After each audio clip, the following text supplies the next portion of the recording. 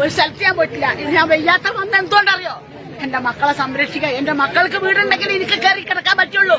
ഞങ്ങൾക്ക് 7 പേരെ ഞങ്ങളൊരു വീട്ടിൽ താമസിക്കണേ. വീട് അടച്ചു നിൽക്കണം. 8,000 രൂപ വാടക വേണം. ഇതൊക്കെ കൊടുക്കാൻ ഞങ്ങൾക്ക് കഴിവില്ല. എനിക്ക് ആൺമക്കളില്ല, ഭർത്താവില്ല. എനിക്ക് 3 പെൺകുട്ടികളാ.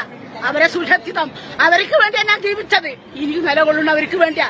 ഈ വയ്യാത്ത കാലം വെച്ച് ഇവിടെ വരുന്നത് എന്തുകൊണ്ടറിയോ? ഹാർട്ട് പേഷ്യന്റ് നാളെ അറ്റാക്ക് വന്നാലും സാരല്ല, വരുന്ന കൊണ്ടായാലും സാരല്ല. പക്ഷെ എന്റെ കുട്ടികൾക്ക് എനിക്ക് കിടക്കാനുള്ള കിടപ്പാടം വേണം. മാളികപ്പുര വേണം ഞാൻ പറയില്ല. ഉള്ള സ്ഥലത്ത് ഞങ്ങൾ സന്തോഷത്തോടെ നല്ല പേരിൽ ജീവിച്ച ആൾക്കാരാ.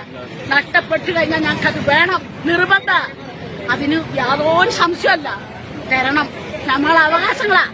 ഞങ്ങൾ ആരെടുത്തും ഇത്ര പോറ്റാൻ വേണ്ടി ഒരാൾ തിരക്കാൻ പോയിട്ടില്ല. മക്കളെ പോറ്റാൻ ചെറിയ കെട്ടുകൊണ്ട് പ്രവാസിയായി. 23 കൊല്ലം പ്രവാസിയായി. വന്നതിന്റെ 3 ദിവസം 2 മുഴ എടുത്തു കളഞ്ഞു. അറ്റാക്ക് വന്നു, നടക്കാൻ വയ്യ. എന്നിട്ട് ഞാൻ വന്നെന്തുകൊണ്ടറിയാം? എന്റെ മക്കൾക്ക് വേണ്ടി, അതുപോലെ എന്നെ പോലുള്ള ഒരുപാട് മക്കൾക്ക് വേണ്ടി, അതിനു വേണ്ടിയാ വന്നത്. അല്ലെങ്കിൽ കയ്യെ പിടിച്ച് നിൽക്കേണ്ട ആവശ്യം എനിക്കില്ല. നടക്കാൻ വയ്യ. എന്റെ മക്കൾക്ക് വേണ്ടി ദയവ് ചെയ്ത് നിങ്ങൾ സർക്കാരിനോട് പറയണം. ഞങ്ങളുടെ മക്കൾക്ക് ഉപകാരം ചെയ്യണം. എനിക്ക് ആ മക്കളില്ല. ഞാൻ ഈ പെൺമക്കൾ ആശ്രയിക്കാൻ നിൽക്കണേ. അവരുടെ മക്കൾ ഉടനെ കഞ്ഞ ഞാൻ കുടിക്കണേ. അപ്പൊ എനിക്ക് വിഷമുണ്ട്. എനിക്ക് ഞാൻ വീടുണ്ടാക്കാൻ പറ്റില്ല. ജനങ്ങളെ സഹായിക്കാൻ നിയമങ്ങൾ തടസ്സമാണെന്ന് പറഞ്ഞ് കൈ കഴുകാതെ ജനങ്ങളെ സഹായിക്കാൻ വേണ്ടി ഏത് നിയമവും പൊളിച്ചെഴുതി ജനങ്ങളെ സഹായിക്കുക തന്നെ വേണം.